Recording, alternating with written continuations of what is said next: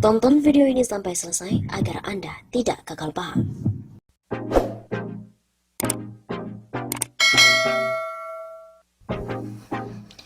Adanya dugaan gurita korupsi di istana di era Joko Widodo merajalela, mulai dari kasus Jiwasraya sampai dengan Harun Masiku. Demikianlah yang dikatakan oleh pengamat politik Muslim Arbi dalam pernyataannya kepada redaksi Suara Nasional pada hari Jumat 28 Februari. Ketika pansus Jiwasraya di DPR gagal dan Kejaksaan Agung, tidak ada progres dalam kasus perusahaan asuransi negara. Kata Muslim, dugaan pelaku kasus korupsi Jiwasraya menjadi anggota Dewan Pertimbangan Presiden atau One Team Press, berlindung di istana agar tidak diperiksa karena kasus Jiwasraya. Menurut Muslim lagi, kasus Harun Masiku yang melibatkan Sekjen DPP PDIP Hasto Kristianto tidak ada kejelasan juga. Karena apa? KPK sudah dikendalikan oleh partai penguasa, sehingga KPK tidak pernah independen lagi.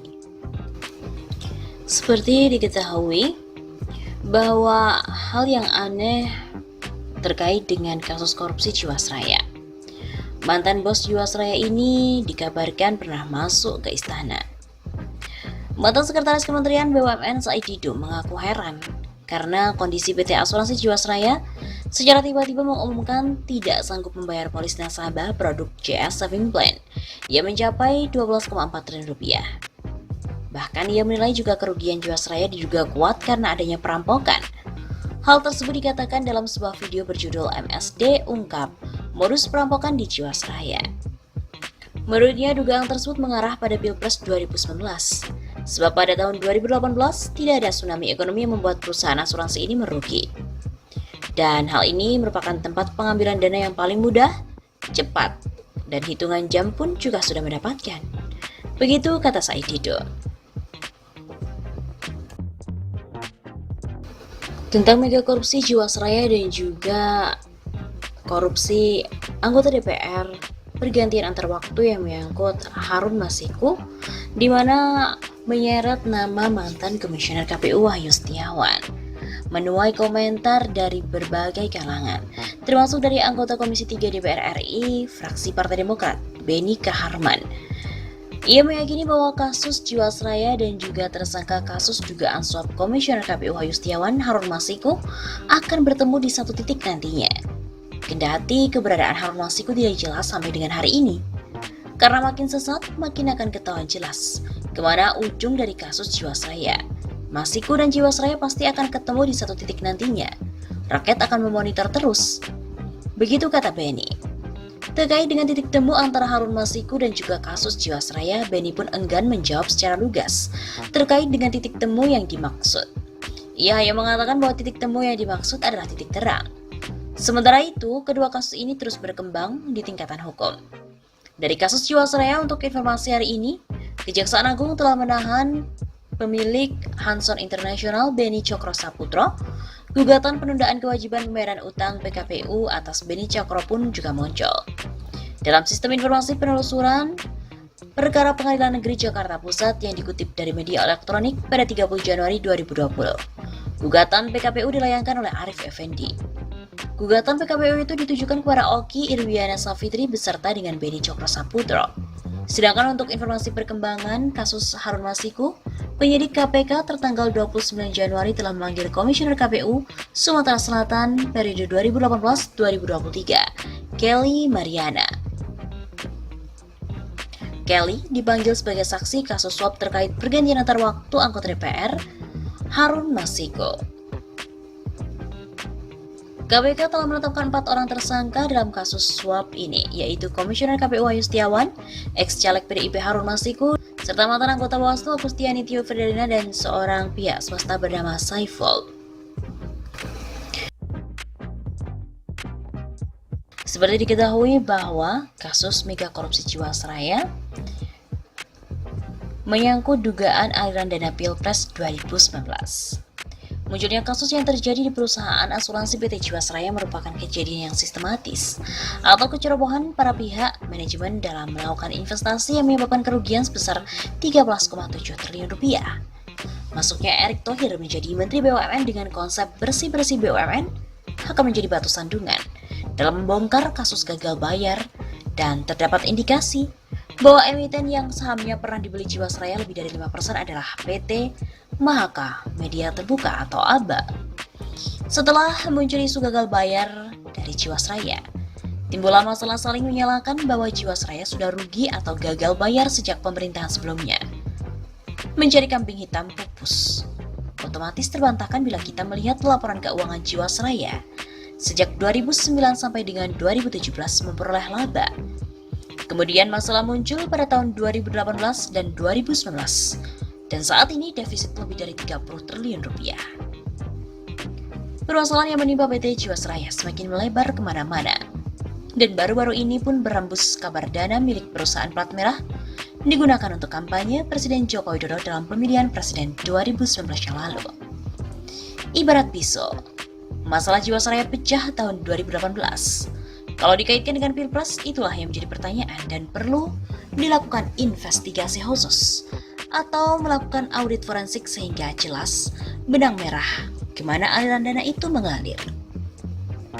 Saat ini Jiwasraya dalam proses hukum di Kejagung RI. Bahkan Kejaksaan Agung mengungkapkan investasi yang dilakukan oleh Jiwasraya dari dana kelolaan yang dihimpun melalui produk asuransi CS Saving Plan membuat kerugian negara mencapai 13,7 triliun rupiah. Jiwasraya membuat kerugian besar lantaran berinvestasi pada sebagian aset yang buruk dengan risiko tinggi untuk mengejar keuntungan. Dan investasi ini pun melibatkan 13 perusahaan reksadana. Sebagai akibat transaksi-transaksi investasi tersebut, Jiwasraya menanggung potensi kerugian negara sebesar 13,7 triliun rupiah. Dan ini merupakan perkiraan awal, dan perkiraan selanjutnya pun akan lebih dari nilai yang tadi. Persoalan Jiwasraya harus segera diproses secara hukum sesuai dengan prosedur tanpa intervensi dari pihak manapun. Secara politik harus didorong untuk segera membentuk pansus untuk mengontrol penanganan kasus Jiwasraya. Seharusnya kita bersama dengan rakyat untuk melakukan gerakan aksi dan gerakan kampanye dengan membedah kasus Jiwasraya yang sudah merugikan negara sebesar 13,7 triliun rupiah.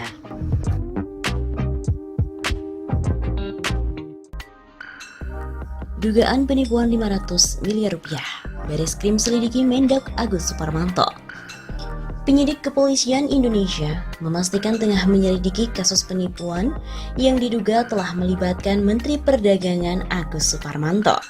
Sebelumnya, Menteri Perdagangan Agus Suparmanto baru-baru ini tengah dilaporkan ke Bareskrim Polri oleh ex-rekan bisnisnya, yaitu seorang pengusaha bernama Julius Isyudianto atas dugaan kasus penipuan dan penggelapan senilai 500 miliar rupiah. Kata Argo Yuwono, Brigjen Pol di kantor Bareskrim Polri Jakarta pada hari Kamis, saat itu masih dalam tahap penyelidikan. Saat ini, penyidik masih meminta keterangan dari pihak pelapor dan juga saksi untuk memastikan ada tidaknya unsur pidana dalam kasus tersebut. Kami mengklarifikasi dari saksi, pelapor, dan juga barang bukti. Apakah memenuhi unsur pidana atau tidak, nanti kami gelar perkara. Kalau naik ke pidana, ya kami sidik penyidikannya. Begitu katanya. Menteri Perdagangan Agus Suparmanto dilaporkan oleh Husdi Herman, kuasa hukum Julius Isyudianto, ke Bareskrim Polri atas tuduhan penipuan dan penggelapan. Laporan yang dibuat oleh Husdi terregister dalam nomor laporan LP-0016-I-2020-Bareskrim tertanggal 8 Januari 2020. Kasus ini bermula dari kesepakatan nota kesepahaman antara Julius, Agus Suparmanto, dan beberapa rekanan lain terkait dengan proyek penambangan, pengangkutan, dan pemuatan biji nikel di Tanjung Buli, Maluku Utara milik PT Antam pada tahun 2000. Namun dalam perjalanannya terjadi perbedaan pandangan antara kedua belah pihak. Pengacara Husdi melaporkan Agus ke Bareskrim Polri pada tanggal 8 Januari 2020 karena kliennya tidak kunjung menerima uang damai sebesar 500 miliar rupiah yang telah dijanjikan oleh Agus.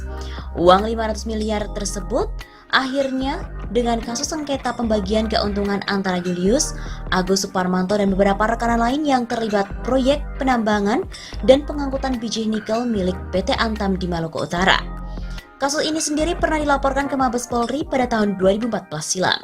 Saat itu rekan Agus, Juandi Tanumiharja, sempat ditetapkan sebagai tersangka. Namun kemudian terjadi kesepakatan damai antara pihak Agus dan juga Julius. Saat itu Agus secara lisan telah berjanji akan memberikan 500 miliar rupiah setelah perjanjian damai ditandatangani dan dijalankan. Namun pembayaran yang dijanjikan oleh Agus tidak pernah direalisasikan sehingga Julius melalui kuasa hukumnya pun melapor ke Barreskrim Polri.